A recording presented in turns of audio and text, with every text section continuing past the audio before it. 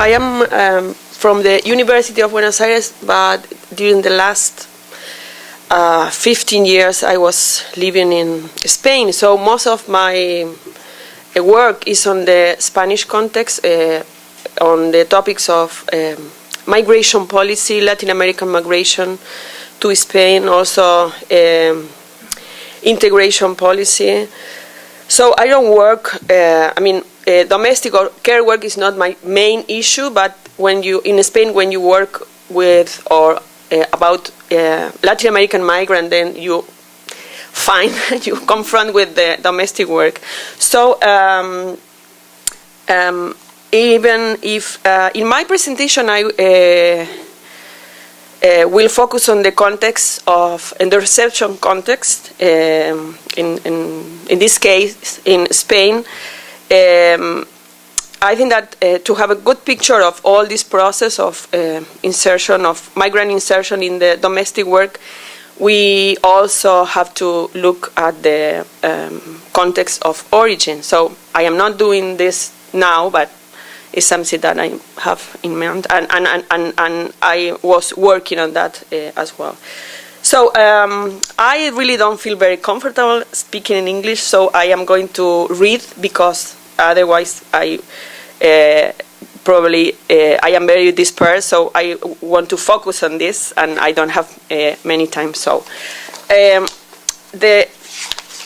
am trying to make to explore, and in this paper I try to explore the connection between the Spanish family welfare regime, the Spanish migratory policy, the foreignization of the care work sector, and the feminization process of migration toward Spain.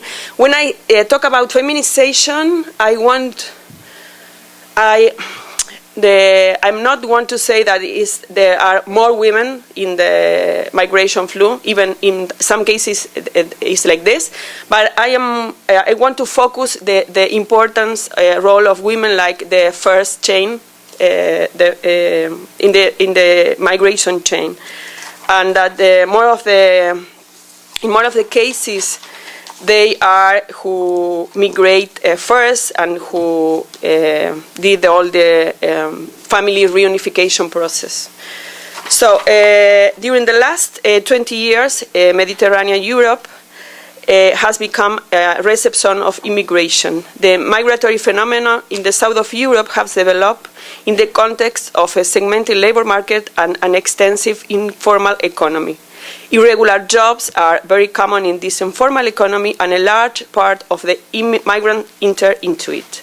Another characteristic of the migration toward Southern Europe, compared to other regions of the European Union, is its feminization, which refers to the role of women as initiator of the migration project and as the first link of the migration chain. On this regard, in the Spanish case, it's very important to consider the key impact that the receiving context has had on the direction and composition of this flow. Several researchers have shown the importance of care work as a main sector of labor insertion for migrant women, mainly during first year of immigration.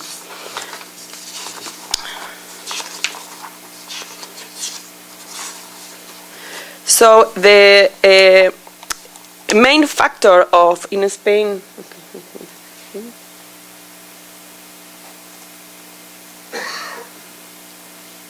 Yeah, the main factor of the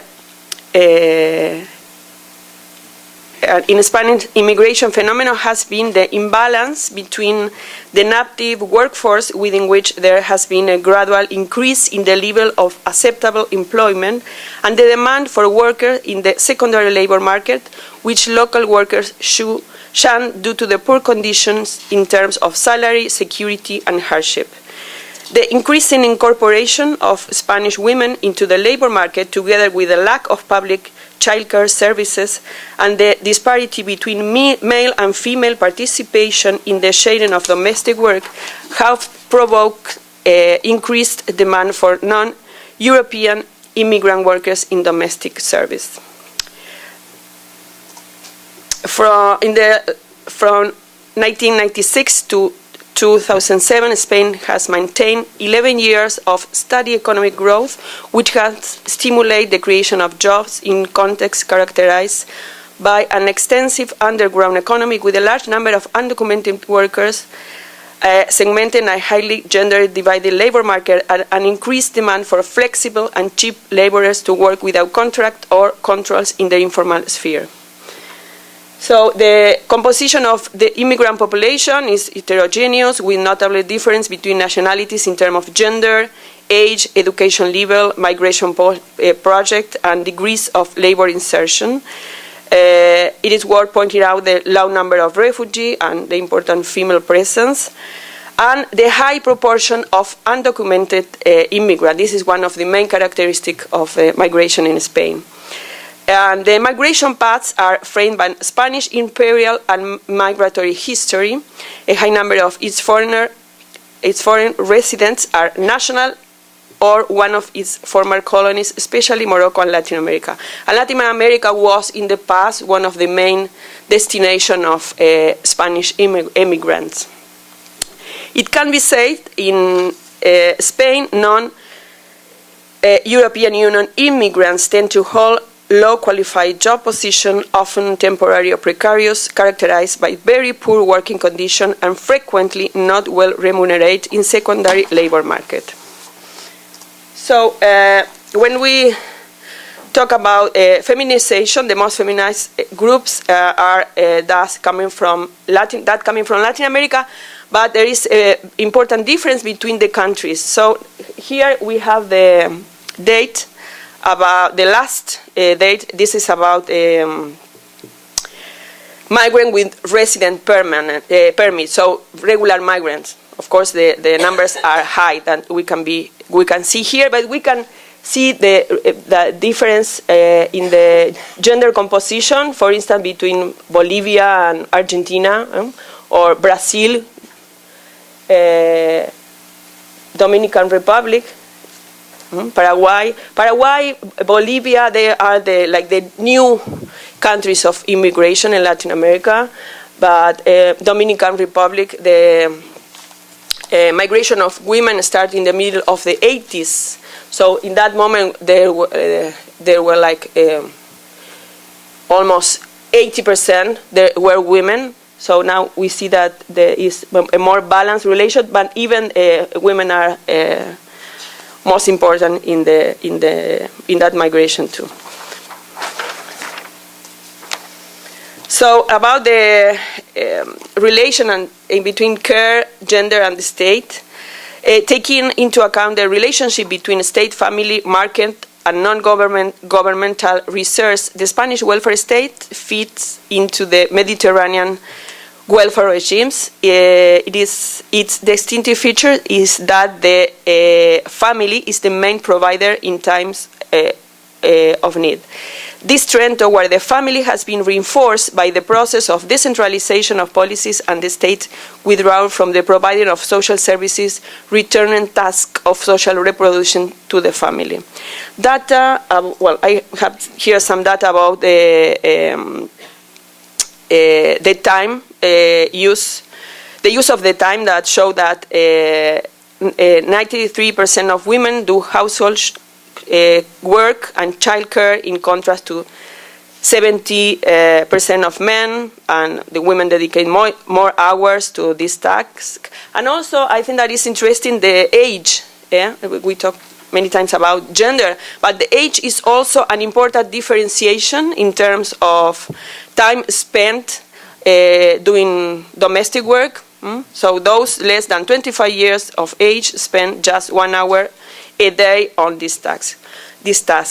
So the difficulties of care and domestic work are being confronted in different ways by women, or Spanish women, from choosing not to have children, or having fewer, or having them at a very late age, choosing not to live with men, that is not accepting the extra work they generate, recurring to the help of older women in the family, like the grandmothers, or hiring other women, mostly migrant, that work on per hours basis, recurring to residents for the elderly.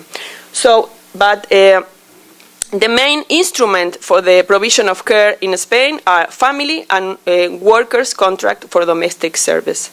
But, I mean, the family is still the main tool of care in the family. 88% of caregivers for dependents, child, the elderly, sick, are members of the households. When the family network cannot guarantee care or have the financial means, the strategy is to hire a worker, as happened in 6% of the cases.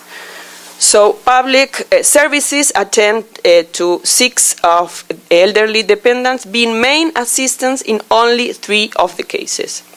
The responsibility for care remains unevenly distributed between genders and generation, going mainly to spouses and daughters. 70% are women, 3 out of 4 are more than 45 years old, the majority are not inserted into the formal labor market.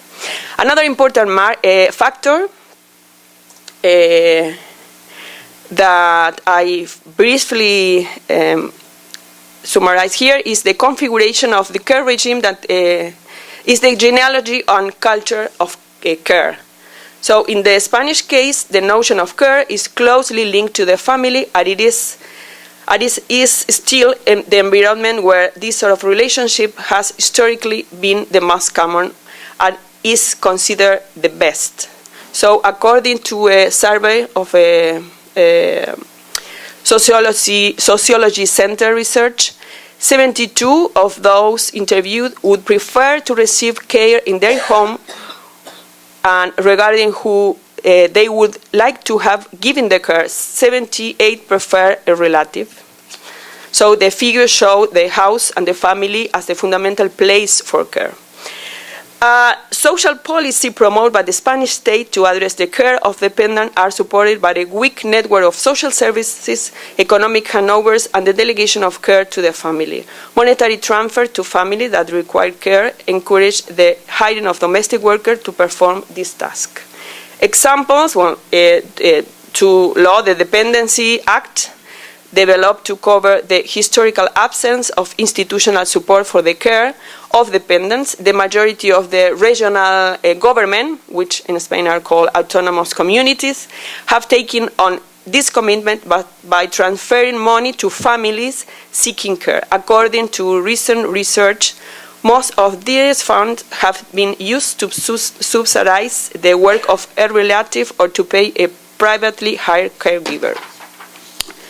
So, in relation with the law of work and family life conciliation, in general, conciliation is a woman's issue that is solved individually with the help of other family member or by hiring women to do domestic work with very low income and limited rights. Within this context, the revival of domestic work can be considered as a system of conciliation between the sex, and domestic workers as the great conciliators. Nowadays, the majority of these women are migrants who have not been recognized as subjects that also may have family and who might themselves need care. They are the absent key on these debates. So now some data about the migration policy. So let me see. So, coinciding with the increase of migration flow, the number of female workers that claim to work full-time in the sector has grown in the care work sector has grown dramatically in recent decades. So now here we can see the figure. This is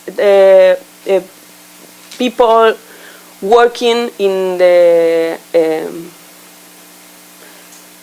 home employer regime, so they are in the formal way. So the numbers are really very high. So it's like close to 800,000 in 2007. According to Social Security data, workers belonging to the régimen del empleo de hogar, these are the data. So you can see that the numbers in red, that this was because there was a regularization process in 2005. So you can see this very clear reflected in the numbers. So the importance of the migrant in this work sector. So many domestic worker associations raised the number of immigrant women working in this sector to 700,000. The labor demand for domestic service is one of the factors driving the increase in immigration to Spain and the significant presence of women in some of these flows, especially those coming from Latin America. Well, I have some data here, but I don't. I want to go further.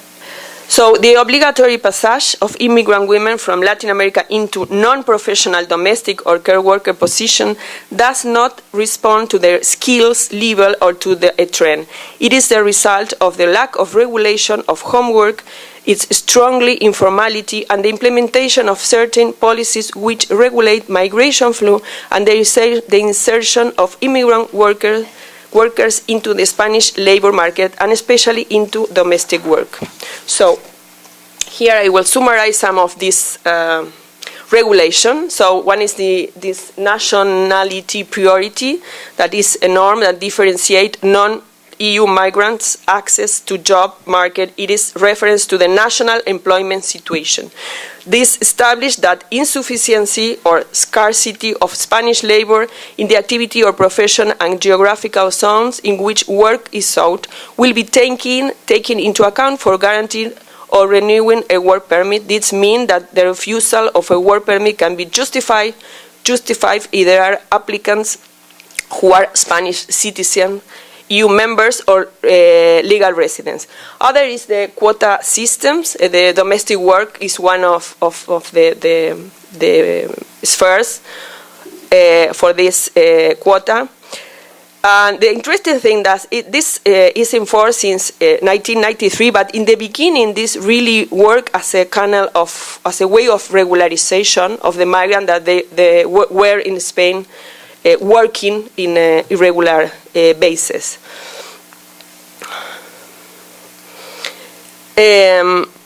Bilateral agreements for the hiring of workers since 2002, entrance via the quota system, remain limited to those countries that had signed bilateral labor agreement with Spain, Ecuador, Colombia, Dominican Republic, and Morocco, among others. Regularization process. There were like 1, 2, 3, 4, 5, 6 during the last almost 20 years. Domestic service has always been one of the main channels to obtain the regularization. And in the relation, I think that it's very important to focus on the relation between the country of origin and destination, the history of the bounds, because in this case there are some agreements between Spain and the Latin American country, for instance the visa waiver agreements that for stay of less than 3 months. So in many of these Latin American migrants, they came as tourists, so they stay longer, they become illegal, and they regularize through the regularization process. So just the last thing, final remarks. I think that any approach to the particular form adopted by contemporary South-North migration must take into account the broader context of unequal relations between popular groups, countries, and regions, and the international sexual and racial division of productive and reproductive labor. So the strategy of reorganization of reproduction deepens the segmentation, feminization, and ethnification of the care labor market and increase the gap between a formal market characterized by professional hiring and remuneration regulated by national law, and an informal market located in the private agreements between employees and employers who hire migrant women whose status is most often illegal and who have little possibilities to negotiate. The care regime has a strong implication in terms of inequality based on gender, class, ethnicity, and nationality too. One of its condition of possibility is the expropriation of citizen rights from a sector of the population. This expropriation is justified by the logic of the pensée d'état that divide national and non-national. The pensée d'état naturalizes differentiated access to rights, social, economic, political, or labor, according to national origin. In addition to the limitation of family life that the grueling pace of domestic work imply, migration legislation imposes requirements for housing, earning, and employment that make official family reunification very difficult for domestic workers. This limitation on the right to family life have deepened family transnationalism, encouraging various forms of long-distance motherhood, rarely freely chosen by the women themselves. The transfer of inequality between women involved in the outsourcing of domestic and care work from national to non-national women also brings with it a deep inequality in terms of right to affect, care, and family life. That's all. Thank you.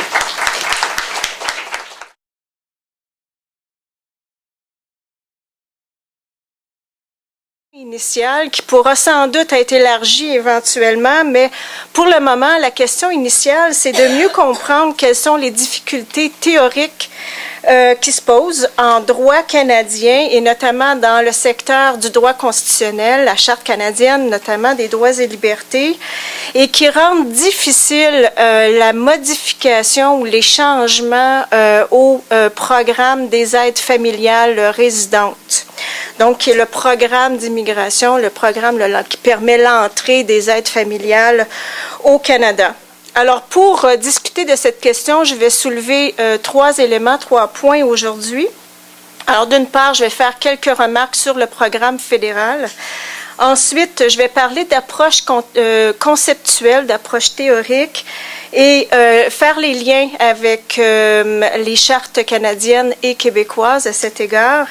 Et finalement, peut-être quelques pistes de nature plus pratique pour voir quel pourrait être le genre de modification qu'on pourrait faire au programme canadien des aides familiales résidentes pour permettre le passage aux femmes, entre autres, qui viennent ici comme aide familiale résidente, vers, donc, d'effectuer un passage vers une pleine citoyenneté. Une citoyenneté pas seulement au sens légal, mais au sens sociologique, c'est-à-dire une pleine participation à la vie sociale et économique de notre pays.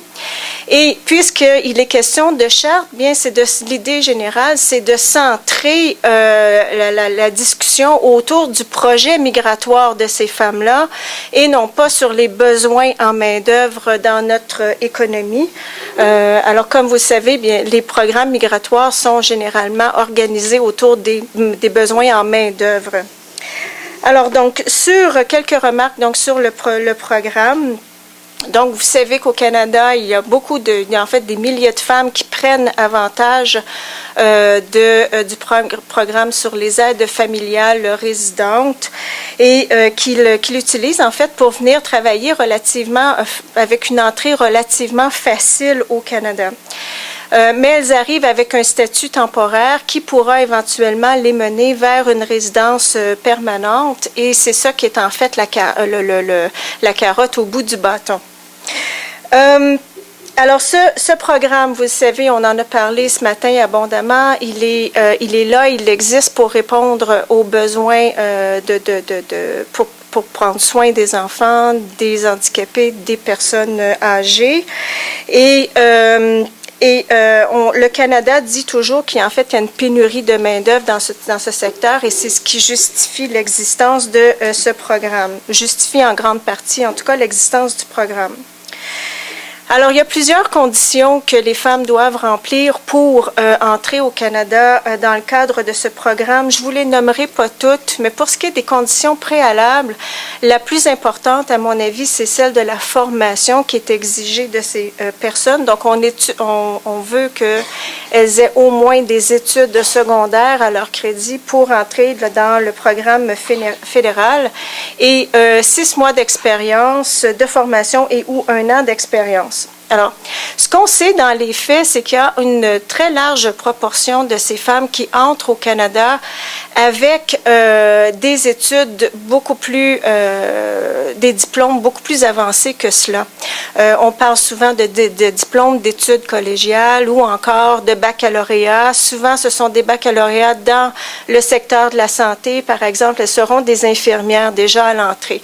Donc, il y a déjà un paradoxe dans le programme puisque on fait entrer des femmes sous la catégorie de travailleurs non qualifiés, mais elles sont de fait en tant qu'individus des personnes qui sont qualifiées. Et donc, moi, la question qui m'intéresse, c'est comment les aider éventuellement à faire le passage d'un statut à l'autre et de leur permettre de faire en sorte qu'elles puissent mener à terme tout le projet migratoire qui serait possiblement, on va poser l'hypothèse que c'est ça, d'éventuellement exercer leur profession à terme, et celle d'infirmière. Alors, bon, la grande critique qu'on pourra faire à propos de ce que j'aurais à dire, c'est que je ne remets pas en cause la structure des programmes tels qu'ils sont en ce moment. La question qui m'intéresse, c'est de savoir comment on peut le faire, le passage.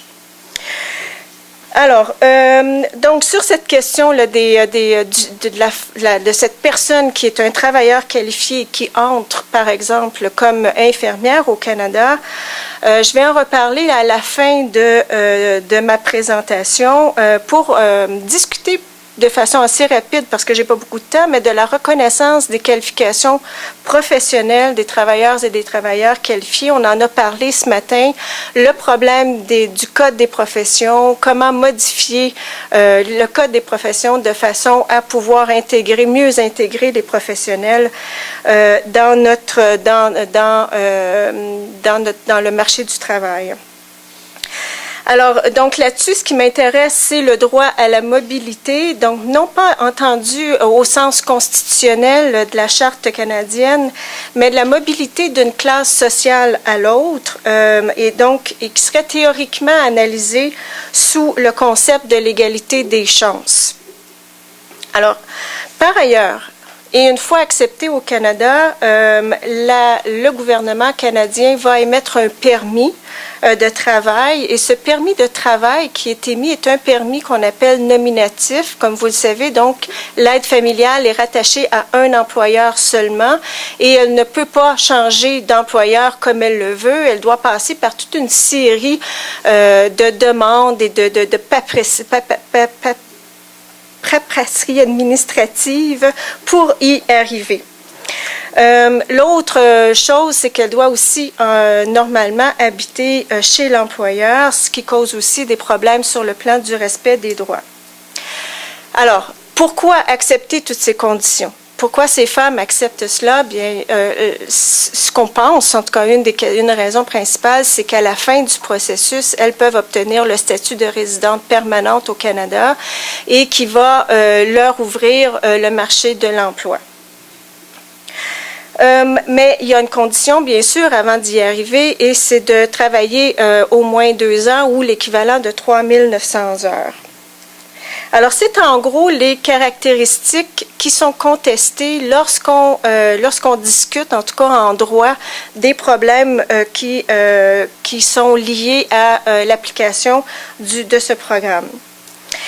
Alors, quand on parle de contrat nominatif et d'obligation de vivre chez l'employeur, on parle de conditions de travail qui sont, on l'a dit ce matin, plus de nature féodale. Et on parle plus de l'égalité des places ici que de l'égalité des chances sur le plan conceptuel.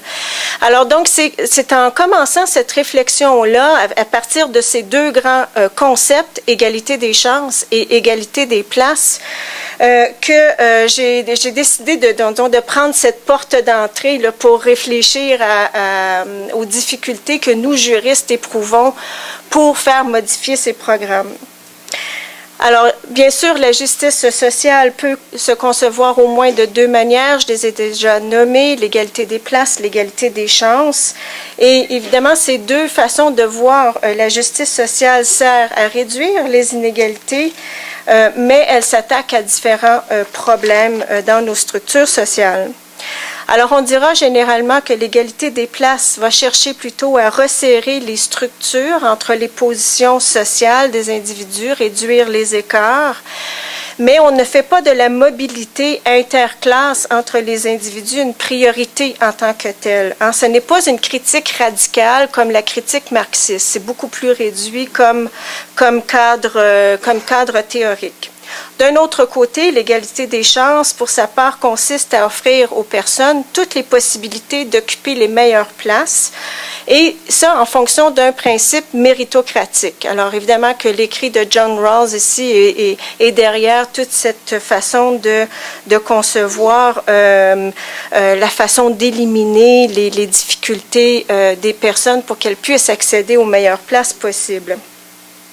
Alors, l'idée, c'est de permettre aux individus de s'échapper d'une position sociale, mais on ne remet pas la position sociale en cause dans ce cadre théorique.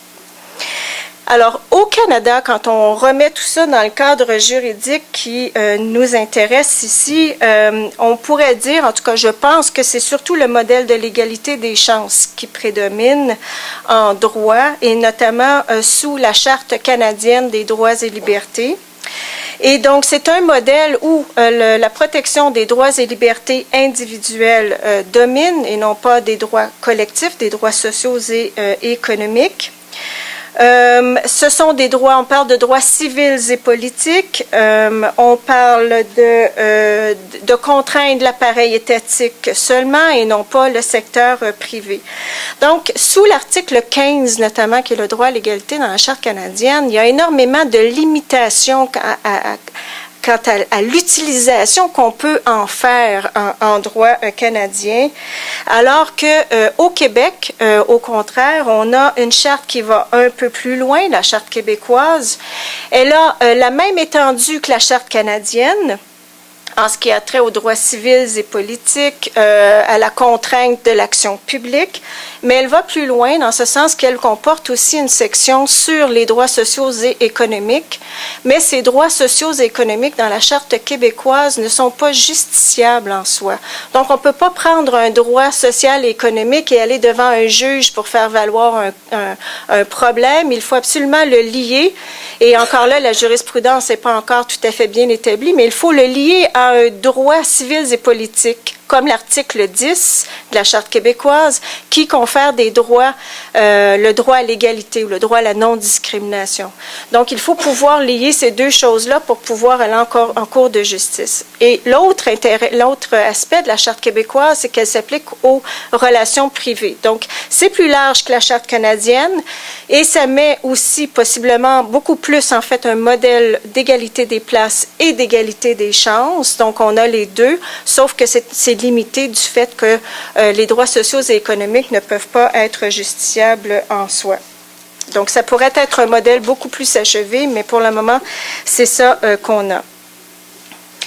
Alors, maintenant que ceci est dit, quelles sont les principales critiques qui sont faites au programme des aides familiales résidentes? Alors, premièrement, c'est un programme fédéral et non pas un programme québécois. Donc, on ne peut pas utiliser la Charte québécoise pour contester la validité du programme fédéral. Fait que déjà là, c'est une difficulté sur le plan juridique.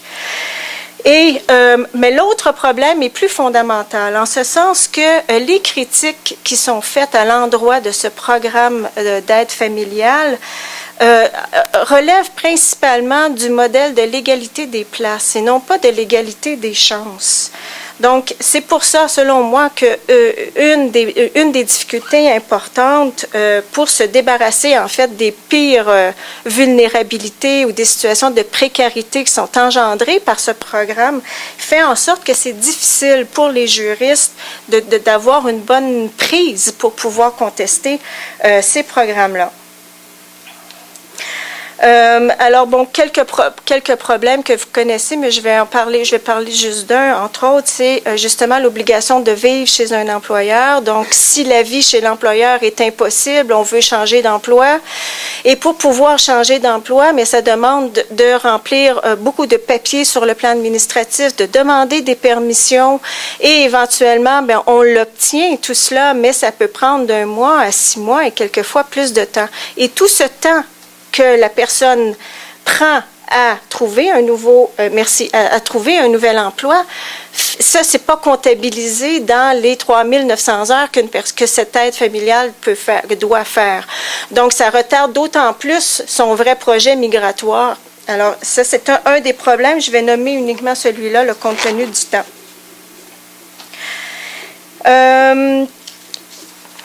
OK, donc je passe rapidement. Je ne parlerai pas de la Convention internationale sur les travailleurs et travailleuses domestiques, juste pour vous dire qu'elle est en vigueur, pas en vigueur, mais qu'elle a été adoptée en juin 2011, et que dans cette Convention internationale, il y a une grande place qui est accordée aux droits sociaux et économiques, donc plus un modèle d'égalité des places. Mais cette convention n'est pas ratifiée pour le Canada, donc c'est déjà une autre difficulté pour l'utiliser, pour interpréter la Charte canadienne des droits et libertés. Et encore une fois, puisque la Convention parle plus d'un modèle d'égalité des places, puis la Charte canadienne, l'article 15 d'une égalité des chances, bien, il y a un problème au niveau, il y a une tension au niveau des modèles qui sont sous-jacents à ces instruments-là. Alors, pour finir, donc, pourquoi mettre l'emphase sur l'égalité des places plutôt que sur l'égalité des chances quand on veut contester un programme comme le programme des aides familiales? Bien, une première raison assez large, c'est celle de remettre en cause et de remettre dans le discours public tout le problème d'inégalité au niveau des classes, puis on sait là maintenant avec les crises économiques qui se succèdent que c'est un discours qui doit reprendre son droit de cité en droit canadien et bien sûr ailleurs, mais très certainement en droit canadien. Par ailleurs, un autre argument qui est mis de l'avant par les juristes est essentiellement de dire que en priorisant l'égalité des places, on peut permettre éventuellement, quand ça c'est réglé, une meilleure égalité des chances. Donc, ce serait dans l'ordre logique, ce serait mieux d'y aller comme ça que de faire le contraire.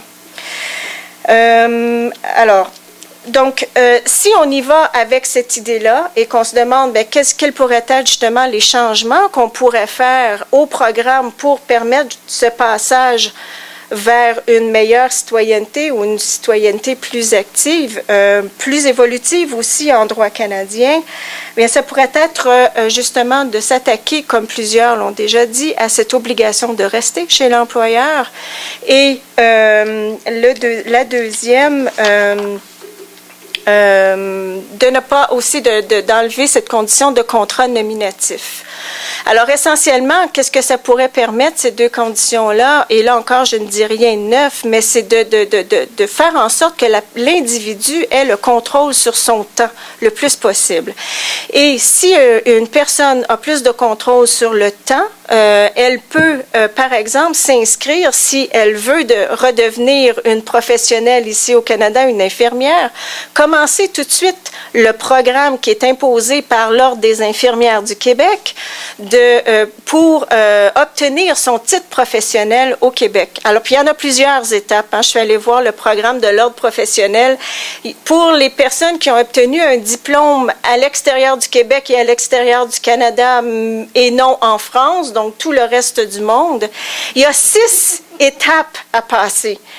Et les 3 premières, qui sont essentiellement des étapes d'équivalence de diplôme et d'intégration dans le milieu professionnel pour savoir comment ça marche, les hôpitaux au Québec, entre autres, ça peut prendre entre 3 et 5 ans. Alors, si l'aide familiale peut commencer tout ça le plus rapidement possible, puis en travaillant, donc elle aura au moins de quoi subvenir à ses besoins, mais ça pourrait être une façon de faire un arrimage. Je ne dis pas que c'est la meilleure façon, mais ça pourrait être une façon de faire l'arrimage. Enfin, et puis finalement, bien, une fois qu'elle a fini les 3 premières étapes, dans l'ordre des infirmières, la personne peut obtenir un permis restreinte pratique qui va lui permettre de travailler dans un hôpital en attendant de finir tout le programme au complet, les autres étapes. Alors voilà en gros ce que je voulais vous dire aujourd'hui. Merci.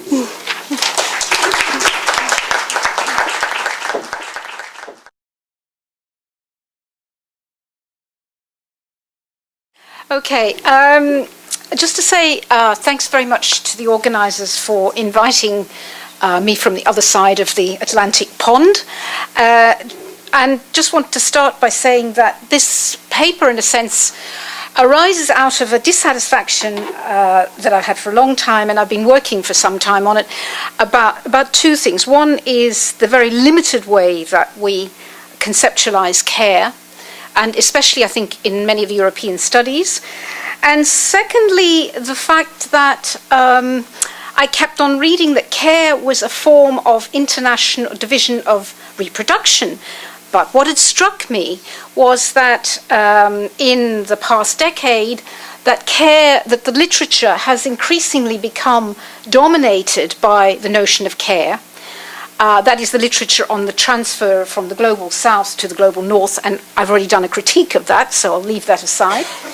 But that the old concept of social reproduction has in fact declined in usage compared to, say, in the 1980s when care started to be used by feminists, for example, in 1983 in the UK, reproduction was still used. So we had a parallel use of these 2 terms. And what struck me quite clearly was that someone like Lourdes Benaria suddenly changed a title of her article, and there was hardly any change in the content, from one which was called Paid, Unpaid Work and the Globalization of Reproduction, a 2007 article, to suddenly The Crisis of Care, International Migration and Public Policy, 2008. And I can assure you the main difference was a paragraph that kind of framed it, not much else. Okay. Another problem that I've found in the literature, and has been very much what I think has become quite dangerous, is the whole use of the global chains of care. And I may not have enough time to go into why I think it's become very dangerous, but I think it's funneled the analysis into a very, very narrow way of doing it. And it's been based essentially on familial welfare regimes or highly liberal welfare regimes, which are basically familial, like the US. But it doesn't necessarily represent what has been going on in a lot of the other welfare regimes that we've seen, certainly in Europe or in Quebec or in other parts of Canada. And also, of course, it's channeled the discussion into a very narrow range of sites, sectors, and skills, and familial structures, i.e. the transnational motherhood, and, of course, sexualities. There's not much else but about heterosexuality in this literature. So what I'll be arguing in this paper, and it's linked with care, is that we would benefit from visiting this old concept of, as an old feminist, of social reproduction, which I would suggest is extremely useful. Because what would it allow us to do? It would allow us to place care within a critical engagement with social reproduction. And I've just written an article that's come out, I don't know if it's actually come out yet, but I've got the proofs, of course, and it's sort of come out, is in social politics, called Rethinking Care Through Social Reproduction. It engenders new insights and enables connections between a range of activities of life's work.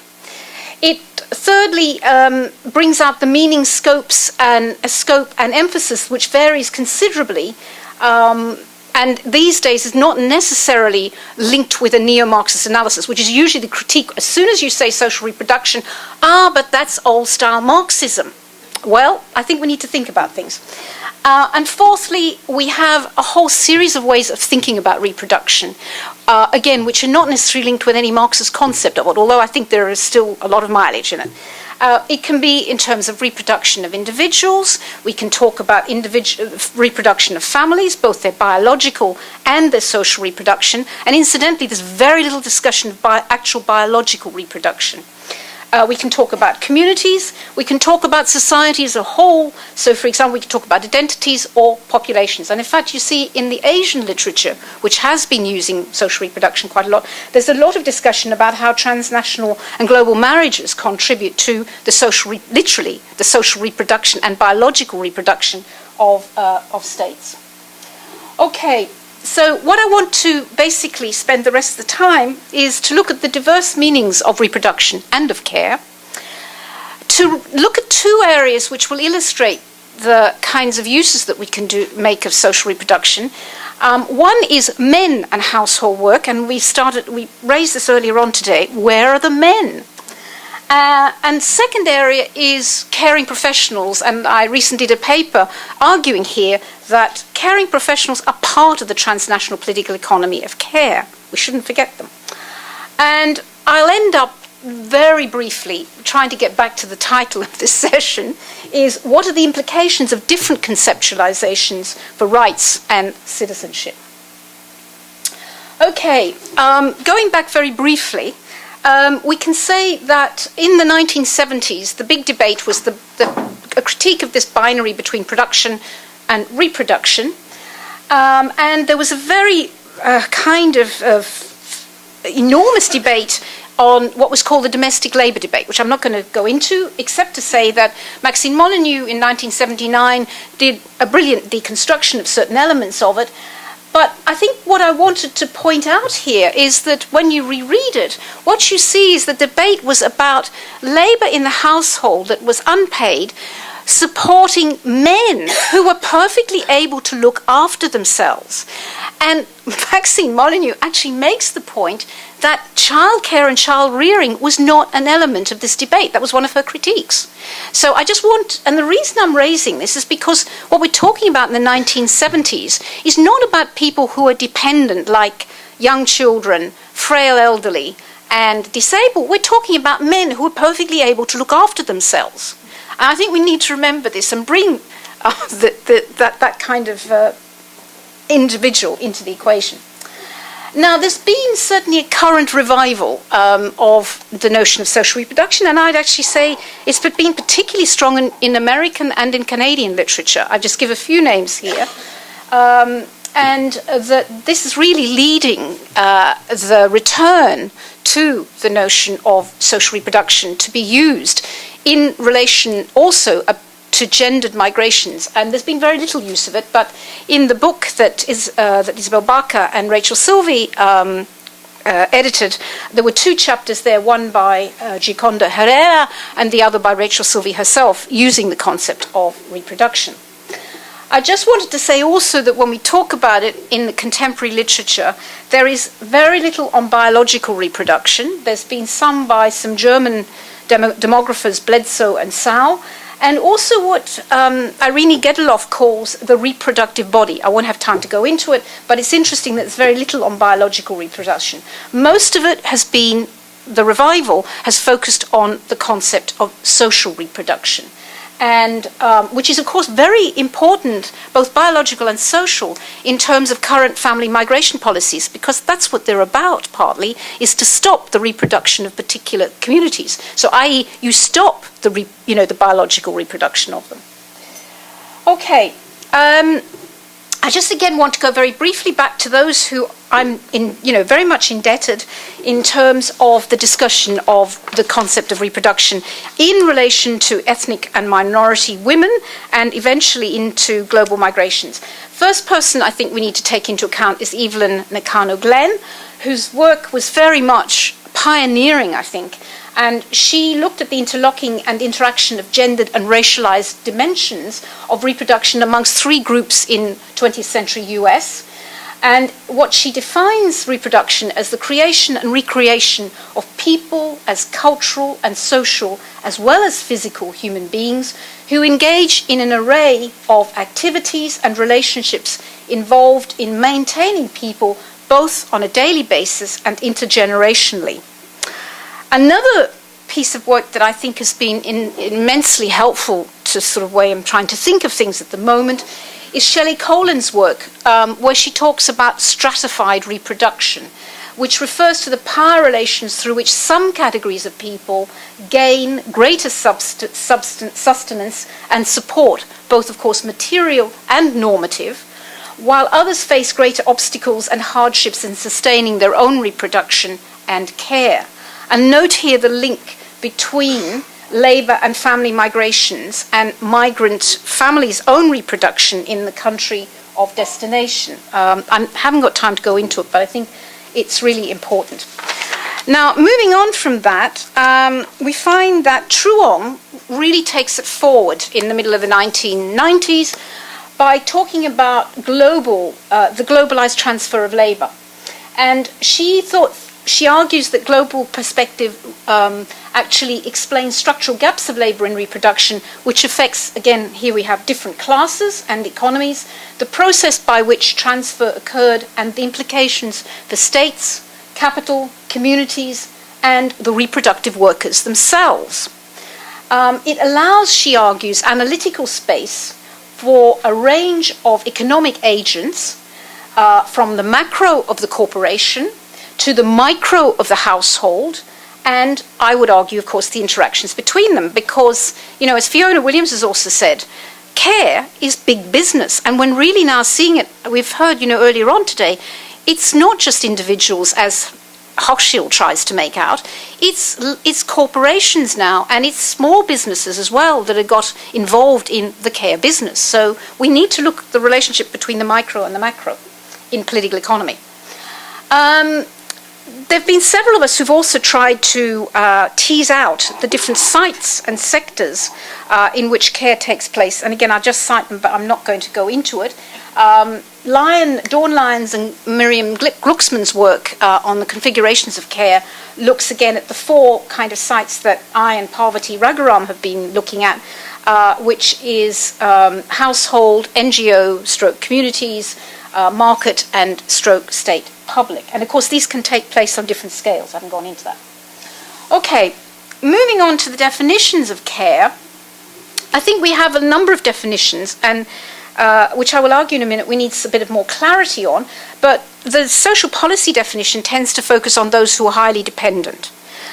Guy Standing's definition actually pushes it out, and he defines care as the work of looking after the physical, psychological, emotional, and developmental needs of one or more people. Note, they don't have to be dependent.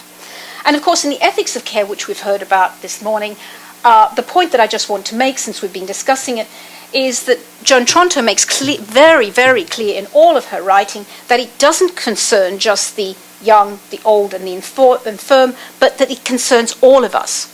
And as she says, the American elite consume a vast array of caring services, such as edible food, clean clothing, and functional, attractive shelters. And I'll come back on to that.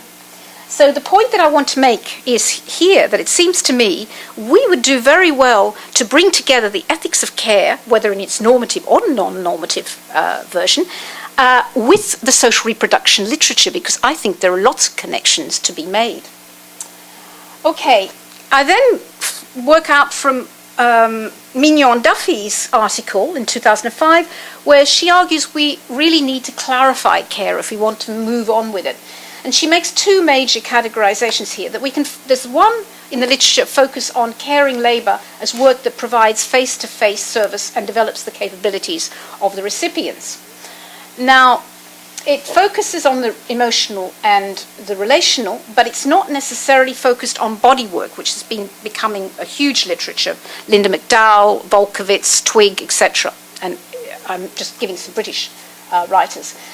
But I think the other point that I want to make here, and that fits in with my interest in skilled labour, is that it doesn't just concern less skilled, and it concerns all kinds of professions like counsellors, social workers, and clergy as well, who look after mental issues or mental health issues, as well as spirituality, as well as protection, because social worker is working with protection. So again, it's not necessarily only linked with those who have a high level of dependency, because all of us can have moments in which we have heightened demand for care or need for care. You know, we can go through bereavement, we can go through a relationship breakdown, then we need to go and see a family counsellor, etc. The second kind of literature that she divides into reproductive, which extends care to non-relational tasks, so things like cleaning, which we've actually been talking about quite a lot. Okay, what I just want to, the last part of this paper, I want to look at what does it do when we include men. Sorry, 5 minutes? What does it do when we include men? What happens when we include professionals? And one of the things I'm not going to talk about, but is the work that I did for the social politics article, was to argue that all kinds of circuits of migration actually have caring labour embedded in them. So we shouldn't look at caring labour just going through labour migration. Okay, household services. Rushing quickly through that, is that there has been a literature on men in household services. But I think some of the most, partly as carers, but some of the most interesting is, of course, there are more migrant men in household services than non-migrant men in the sense of percentage, because there's quite a lot of use of migrant men. But some very interesting work has looked at this in terms of outsourcing. So we move away from the language of care. And Magella Kilkey and Diane Perrins in the UK have been looking at this and pointed out, isn't it bizarre that all the emphasis is on care and domestic cleaning, but actually the areas that have been outsourced more than anything others are male areas, i.e. gardening and household maintenance. So the question, then they look at it in terms of seeing it as an analysis in terms of the outsourcing as an element of globalization, migration, and social reproduction. So what they're basically arguing here is that care is being outsourced like other tasks that are more male-dominated. And I won't have time now to go into it further, but it's an interesting analysis, okay? Right, caring professionals. Sorry, I'm rushing through this. I would argue that caring professionals are also part of a new political economy of care, of global chains, and of changing welfare provision. But I also want to say that I'm not positing a sharp break between the highly skilled and the less skilled. There's all kinds of areas in between. I would argue here that they've been important because basically, certainly in the European case and in Canada, they've actually filled cyclical shortages in terms of the welfare state decides it's going to reduce expenditure on certain, like nurses, doctors, but also training, and then it goes for a period, and then it realizes it doesn't, there are severe shortages. So then it calls in migrants. So they have a number of uses here.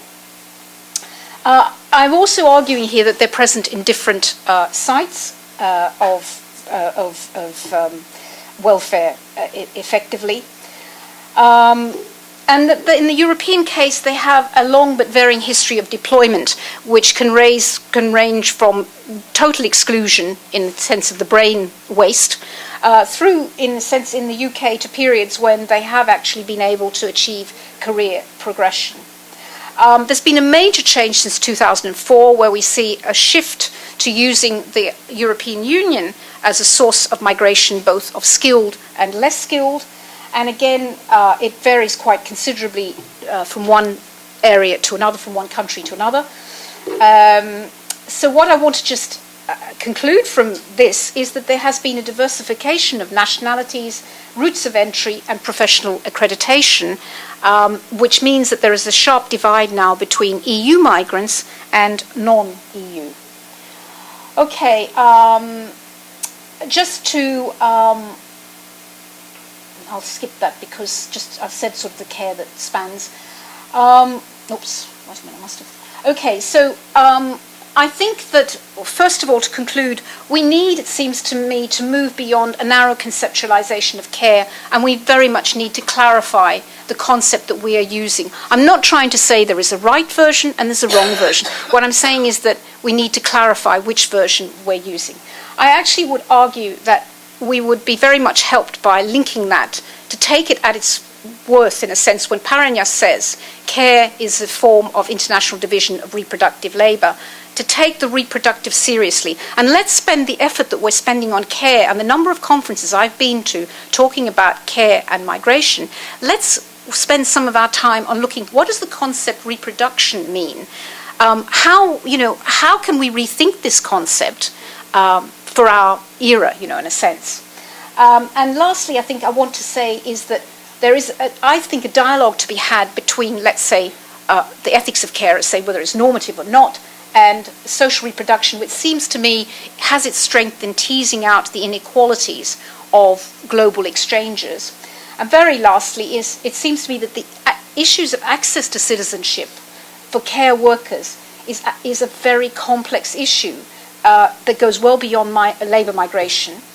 But one of the things that, in reading the book that Fiona and Rianne co-edited, I noticed that Joan Toronto was trying to suggest that care workers might need to be treated specially or beyond the way, for example, we treat an IT worker who might want citizenship. And I think it's one thing to say they need to be valued more than anybody else, and it's another argument to say they're undervalued. And I think that's a discussion we need to have. But in having that discussion, we need to realise that, of course, there's a whole range of situations that care workers find themselves from, those who are doing less skilled work, those who are de-skilled, and those who are highly skilled and working as highly skilled. So, yes, that's my conclusion.